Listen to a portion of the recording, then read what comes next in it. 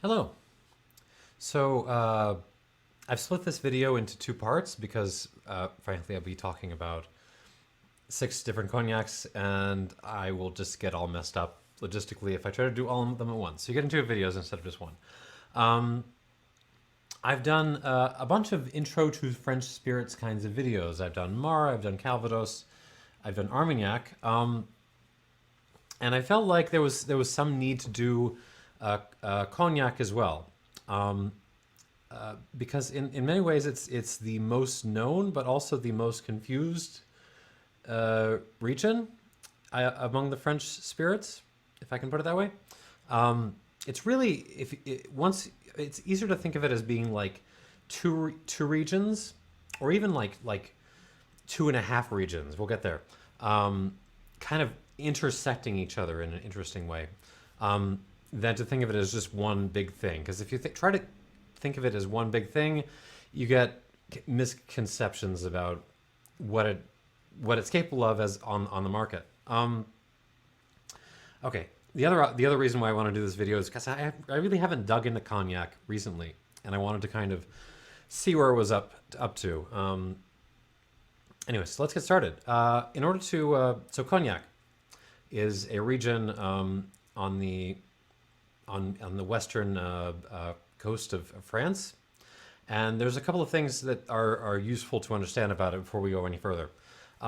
First of all, it's north of Bordeaux.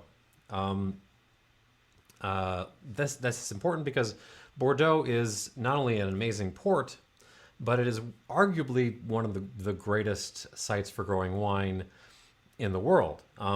And so combine those two things together, and you have port getting a reputation, particularly in Britain, for amazing wine because they could just ship the stuff up to up across the channel pretty easily because there was a port right there. Cognac, doesn't grow, doesn't have the same quality of terroir as Bordeaux was, but they're still growing wine. It was just, but the other thing you need to know about it is the Dutch were settling there. And it's a lot harder to move wine from the cognac region up to the Netherlands. That's a little bit hairier of a journey. So I'd assumed when I initially started putting this video together that the story I would tell would start in Armagnac and then sort of move up north to Cognac because they're both kind of brandy distilling regions in southwest France, and Armagnac got there first, presumably because the Moors were right there, and the Moors had distilling technology. But that doesn't seem to have been what happened. What seemed to have happened is the Dutch really wanted to be able to ship wine stuff back to their home and engage in like trade there. But they found that their weak cognac wines weren't really doing well on the journey. So what do? They distilled it and then shipped the distillate, and then they started double distilling it, and pretty soon you get cognac. Now, the nature of cognac is that it's pot distilled. It's really a special kind of pot still, but I don't want to get into that. Let's just call it pot distilled, and it's double distilled. But even though it's pot distilled, it tends to be distilled to a higher proof. There's limits. I think it's around 70% or something. It tends to be distilled to a higher strength than Armagnac does, which tends to end up. Again, I think it's the same legal limit, but Armagnac tends to be distilled to about 50 to 55-ish%, depending on the producer, and cognac ends up being much more spirity. There's also differences in aging. So that's kind of important to understand. Like this, so it's not stuff like Mar or even Calvados has really been made for local consumption, kind of from the beginning. Cognac from the beginning was always meant to be shipped overseas. That was its purpose in life. They distilled it so that it could survive overseas travel. And when we think about cognac now, we think of kind of the bling. And that's like the third thing to understand about cognac is most of it is dominated by four big producers, owned by large international firms. So you got Hennessy, right? You've got Courvoisier, you've got Remy Martin, and you've got Martel.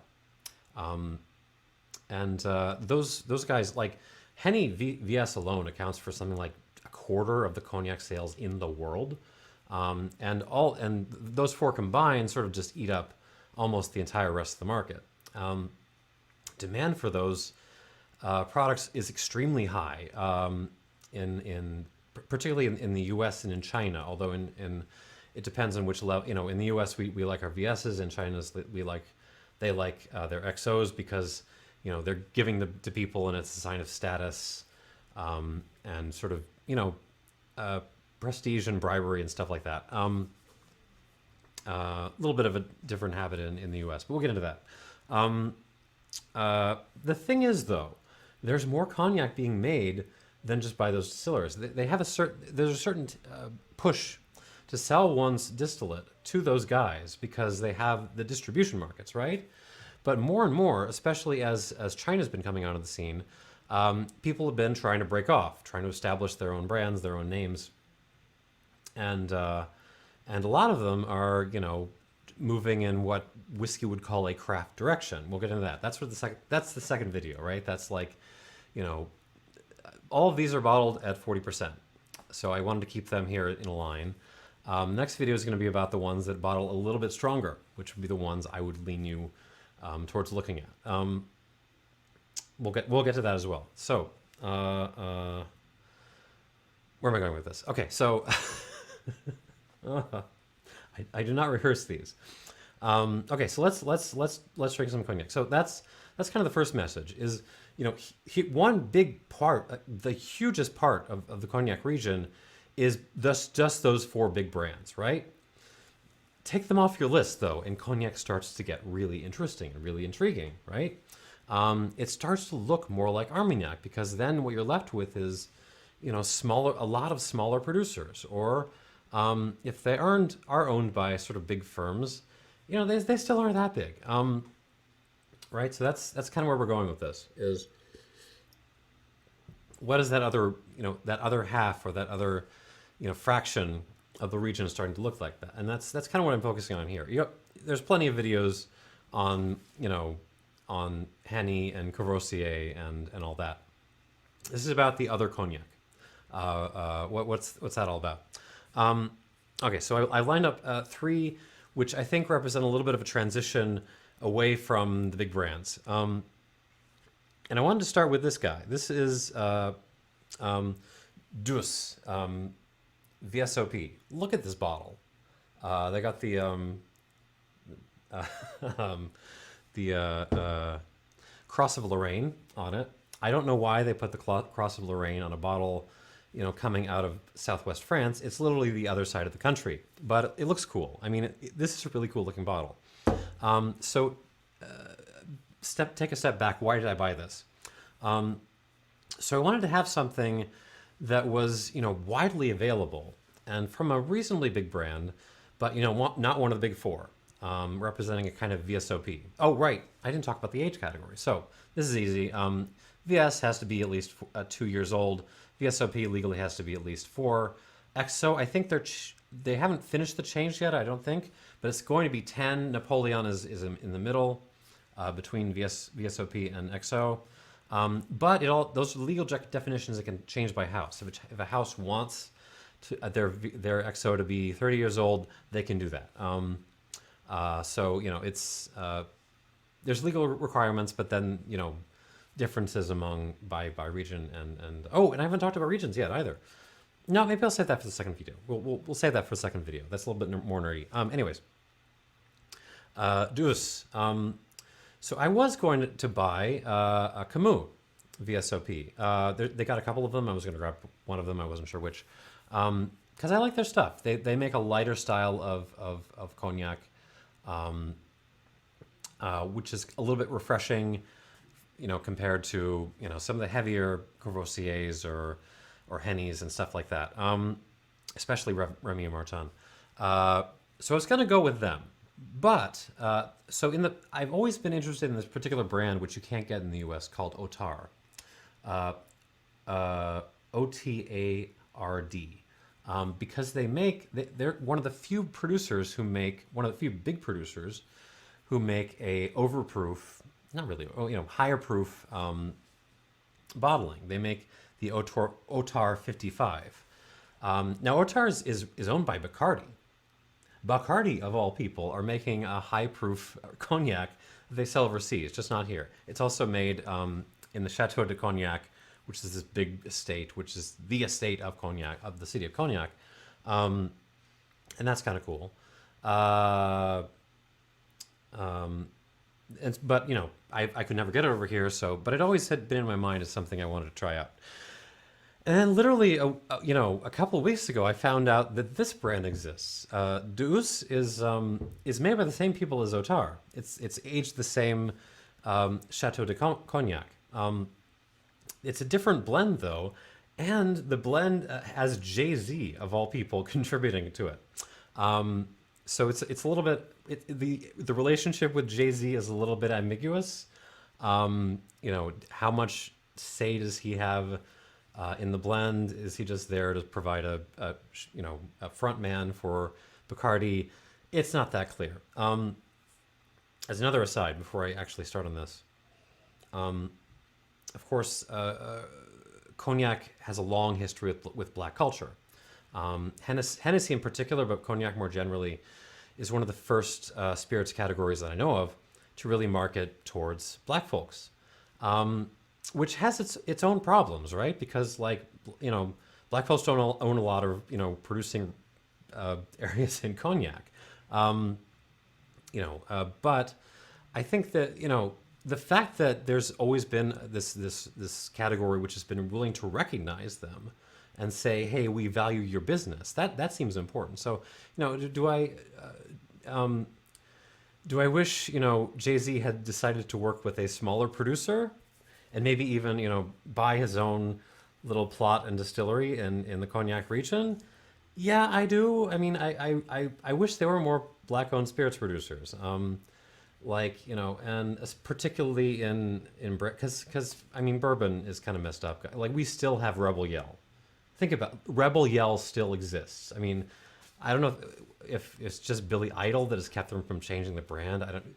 Rebel Yell still exists, and as a bourbon, that says a lot about why black folks would want to drink cognac instead.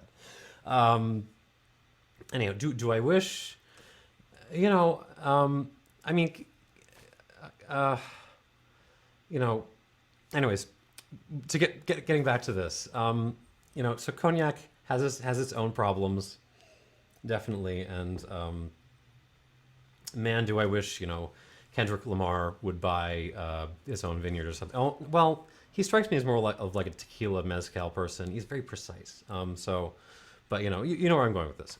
Anyways, let's try this anyhow. So I thought this seemed like a fun brand to try because, Jay-Z, and I was interested in the folks making it. So, all right, let's see what we got. Deuce Cognac VSOP, bottled around 2020, made at the Chateau de Cognac.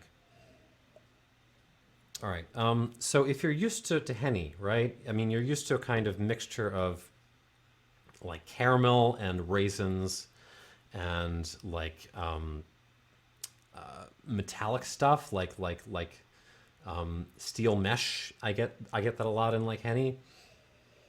This is heading away from that direction a little bit. This is doing a little bit. There's a little bit of a sort of golden raisin aspect to it. There's a little rusty penny. But what's really unique is that behind all of that, I'm getting like this kind of damp basement smell. Like it really, but nice, like nice basement. It really smells like a little, like forest after a rainstorm, like wild mushrooms. There's some white pepper in there. A little herbaceousness, like a fresh parsley thing. Like you just want, you have an herb bark garden, you just pulled a mesh of parsley out of it.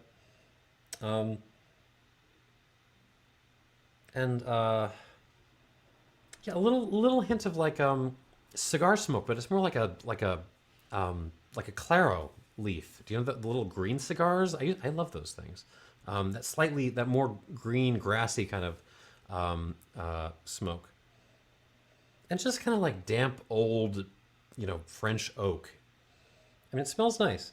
It's a little bit vague. I mean, the 40% strength is holding this back. But it's a nice nose. It's got the big woody notes that I think a lot of people are attracted to, but there's some real character, that sort of flooded basement smell behind that, which I really like on the palate.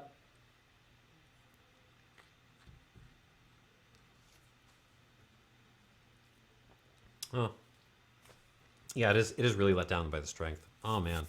Um, but pretty dry. Which again is not really the case in my opinion, particularly with Remy Martin, but also the rest of the big four. Well, not so much Martel. Martel's okay.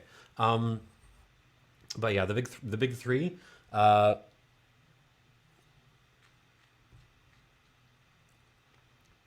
all have a very sweetened note to them, mixed in with the sort of big oaky things. This is not okay. Let's start with Henny as a point of reference. People coming to this from Henny are going to find this a little bit too hot. They're going to say it feels too hot, too nippy, too aggressive, too peppery. And I don't think that's anything wrong with this. It has to do with the fact that they're adding some sugar to the Henny, right? Adding sugar, is going to make it feel, more rounded and creamy and nice and soft than it really is. You pull that sugar out of there, and it's going to have as much heat as this guy. So, I mean, if you're trying this and you're having trouble, literally just add some simple syrup, just a little dash of simple syrup, and that'll take care of it. I mean, that's all you need.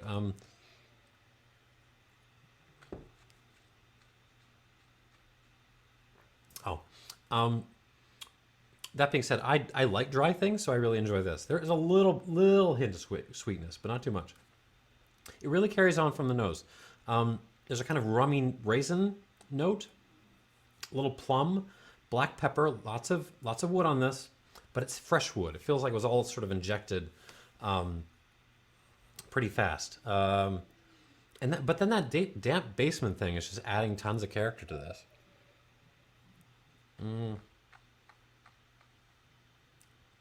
Yeah, a little bit dosed. I think it's a little bit dosed, but very, they kept it under control. It's not, spilling out with sugar. Um, and it sort of closes on that same herbal cigar smoke that I got on the nose. Um, there's a little like kind of like you've just pulled up an old floorboard and kind of started chewing on it. There's a little bit of that sort of musty wood thing. Like, yeah. Um, that peppery note.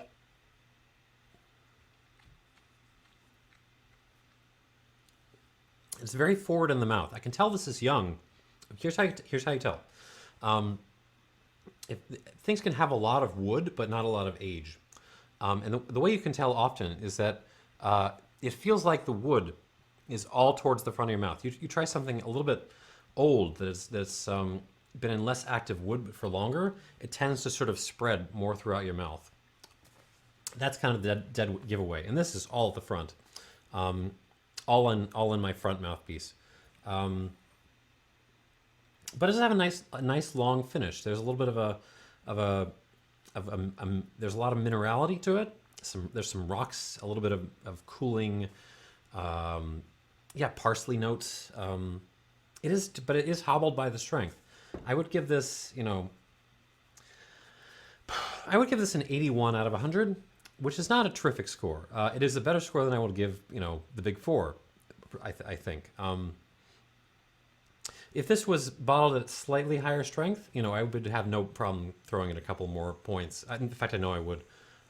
This just feels a little bit smudged by the lack of strength.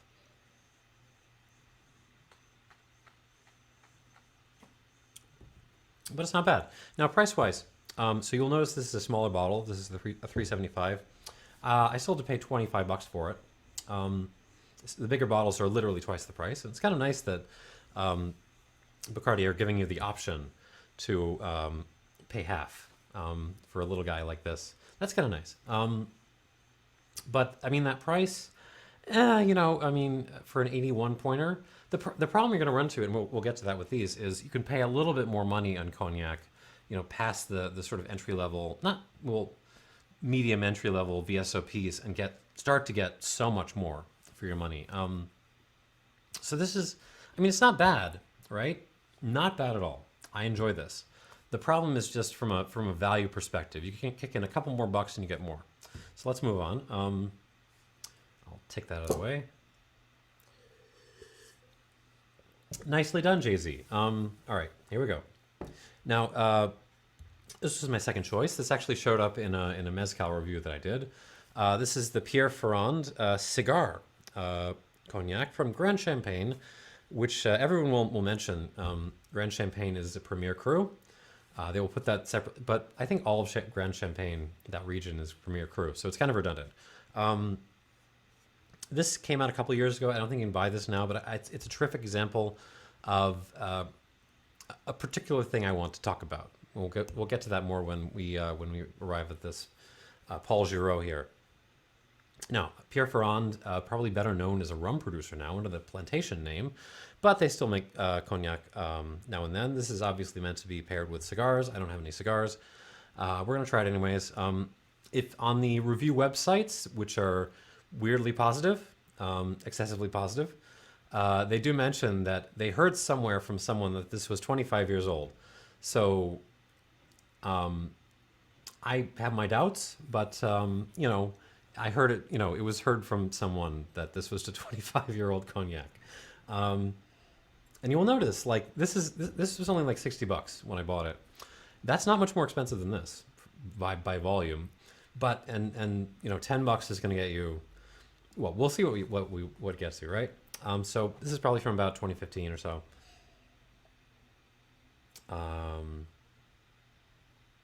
From Pierre Ferrand. Here we go. On the nose. Yeah, I mean, much more aggressively, well, fruity, first of all. There's a lot more fruit on this, like prunes, dried currants. It's very woody too, raisins. But there's also like a mint like a mint leaf thing going on here. It's very herbaceous. White pepper again. Not really cigar life. There's like just a big dose of fresh, you know, French oak on there. Just tons of like just, you know, shoot it into my arm, that kind of thing. There are hints of like old furniture going on, some leather, old leather, like, you know, like old books, that kind of thing. You know, kind of a flintiness, a little like, you know, you were trying to start a fire or something. A little bit of a black tea leaf component there. That's kind of about all. There's tons of little nuances in the wood, but I mean, again, I think the strength of 40% is kind of letting this down a little bit because it's a little reticent. But you know, it's really, well, not reticent because it's loud, but the details aren't coming through. It's like a car stereo from like the 70s. All right, on the palate. Mm-hmm.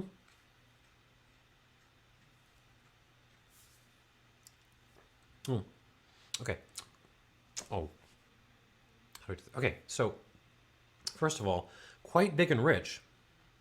It fills my mouth much more, but it's still mostly towards the front. This feels, I mean, if this is 25 years old, it really wasn't doing very much for its first, you know, 18, 20 years or so. It really feels like most of the oak came, you know, very recently before this was bottled.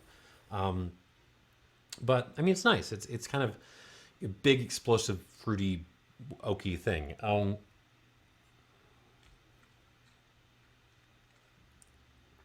Very new school. Raisins, steel wool, but then that mint leafy thing, which is giving me a little bit of charm. I like that. Black pepper, kind of like an overstewed tea thing. That's the wood tannins talking.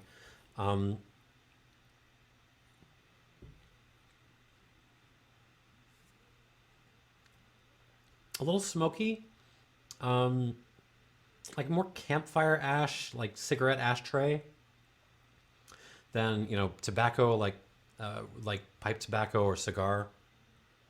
It still is really short in the mouth though. Neither one of these comes across as that old.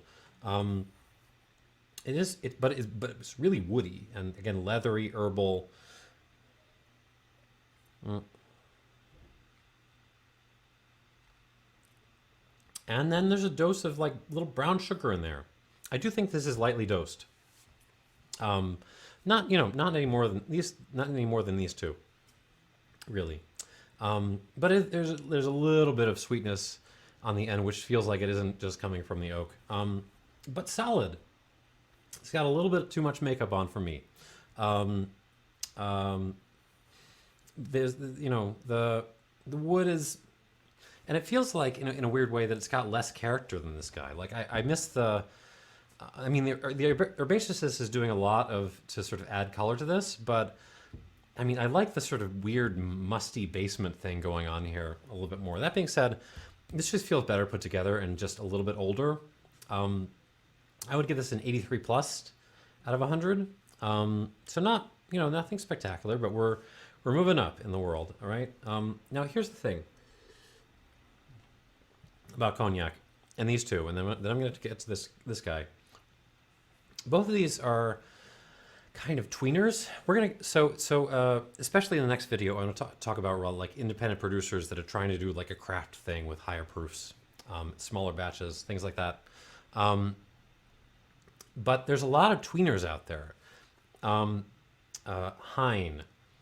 Hardy, Celt, Camus, which represent kind of so they aren't as sweet and as aggressively woody and kind of fakey as the big four tend to get, but at the same time they're a little hesitant to sort of move towards what some of the smaller independent folks I'm going to be talking about want to do. So they kind of end up in this middle territory, which I think is where these two end up. And I think that's an important territory, right? I mean, some of y'all are going to be watching this and saying, well, why are you bothering talking about these? Just go to the awesome independent folks you're going to talk about in the next video. But I mean, if you're in a liquor store in Terre Haute and you want to buy a cognac, Jean Filiou may not be on the menu, and hey, but you can buy Deuce, and it's going to be better than your Henny. So I think it's worth considering. But yeah, think of these as a sort of in between territory. That's kind of once you move beyond the big four, that's going to be the majority of what you find. And they're still worthwhile though. Like this, I mean, this isn't bad at all.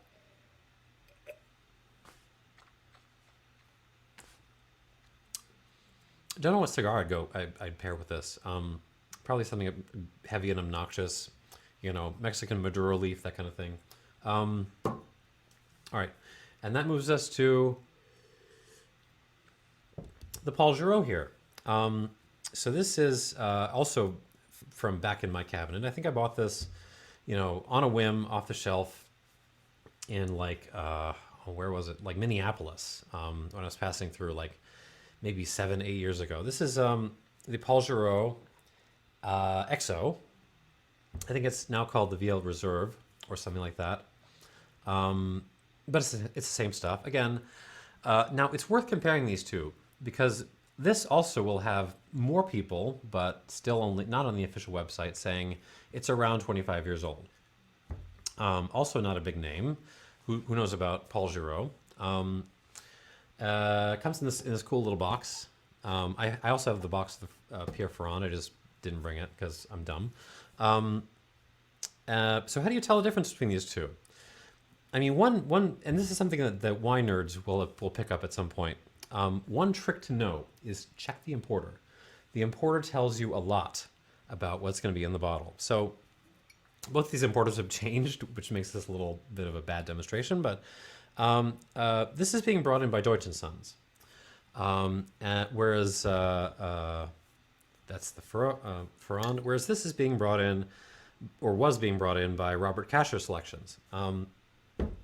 Now if you go to the Joyce and Sons page on what they bring in general, the first thing you're going to see is Yellowtail, which is a value-driven it's Australian wine brand.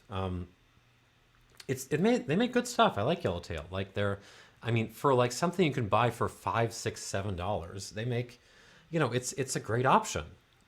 But I mean, you sort of look through their portfolio, and that's the kind of thing you're going to see. It's like, you know, it's value plays, but they're value plays that like your brother-in-law would be excited about. Like, like I mean, he comes to you and he's talking about this, premium vodka that he found that he really likes, and it's like, it's not as famous as Grey Goose, but it's $10 less than Grey Goose, and he thinks it's just as good, and you have to accept the premise that yes, the other value premium vodka is better, and he should buy that, but at the same time, you sort of want to question the premise that he should be buying premium vodka. It's that kind of thing. Do you see where I'm going with this? Robert Casher has a reputation. I think he's retired now, but he had a reputation for bringing in value nerdy French wines. That's what he did. He would go down to like Giraud, and there'd be some big producer that'd be brought in by some big name, and he'd like go start bringing in their neighbors when he could bring them in cheaper for $20 or so a bottle as opposed to 50. That's Robert Casher's game. That's his play. Nerdy, but value-driven nerdy. So if you can find a value-driven nerdy importer, like just stick with those folks. They will reward you every time. Anyways, also Grande Champagne. That's the region. Paul Giraud, bought on a whim. I wasn't expecting much from it, but let's see what we got. Different planet than these two. I mean, just totally, like, we have arrived in Cognac, baby. I mean, this. So the oak is there, but it's much more reserved. This feels like something, both of these feel like they had oak sort of punched into them very quickly at the last minute. This feels like it was in less active oak for a longer time. You can just tell on the nose. It's still very, very fresh is the thing. Like I'm getting like just stone fruit all over the place. Peaches, cantaloupe. Something about this reminds me of like Rhone white wines. Marsanne Roussanne, even some Viogniers. But then there's like this sandstone kind of note, just like rocks, and black pepper, a little lemon juice, some old varnish, like a little old cellar library, but I mean it's really fruity and fresh, and it's driven by the peaches. Honestly, this is why Cognac deserves your interest. I've never had an Armagnac that gave me peaches. But then this floral, grassy, herbal note, which this is something about this reminds me of like Los Altos tequilas, too. Again, very fresh. There's some kirsch in there. There's like a more wood after a moment. There's some aromatic black tea, like Chinese black tea. Wildflowers, some like peonies, a little bit of that rusty penny thing I was getting over here on the palate.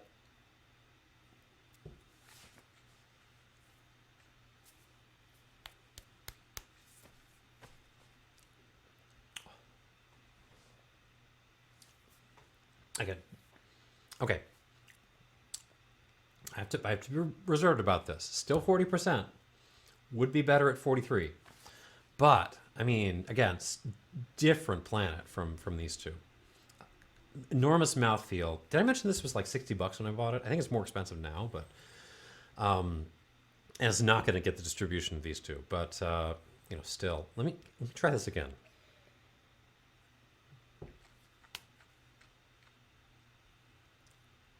Yeah, covering my mouth. It's both very, very woody and very fresh all at once.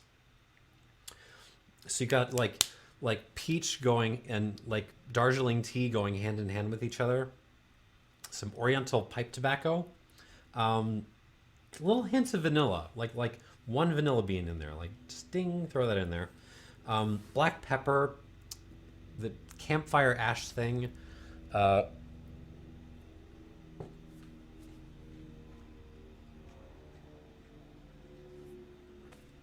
Remarkable.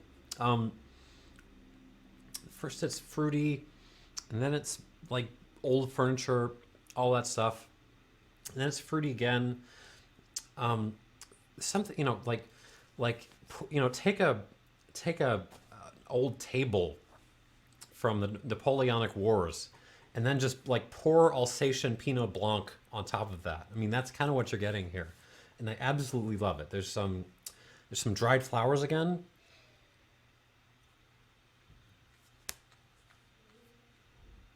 But then also like rust, old leather, that kind of thing, old books, like old smoking pipes. Like you just went to your granddad's smoking pipe and bit off a chunk and just started chewing on it. But it's still fruit driven somehow. I don't know if any of this is making sense. Does any of this make sense anymore? Just terrific. I mean, beautifully, elegantly balanced. I mean, the only thing hobbling this is the strength. I mean, I would give this an 87 out of 100. Easily. I mean, if I feel like I might be underrating. Hang on.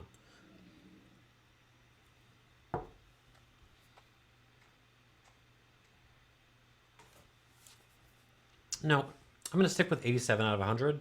But I mean, if there was a cast strength version of this, it would be flirting with the 90s. I mean, this is really good. This is, I mean, you can tell it's old, but it's still just so fresh and balanced and nuanced. And this is why cognac might deserve your attention. I mean, yeah. So, but that being said, if I were to go on the market today to buy a cognac, this would probably not make it through my filter. That's kind of what the next video is going to be about. Is like, when you apply objective filters to your cognac purchases, and one in particular being, higher strength, because that's just an indicator that the producer cares a little bit. Even if it's like 40.5%, like that half is just like, I care about you, customer. Like I heart you. That's just a way to cut down your options a lot. And that being said, if you stumble across this one and it's a reasonable price, buy it. I mean, this is terrific stuff.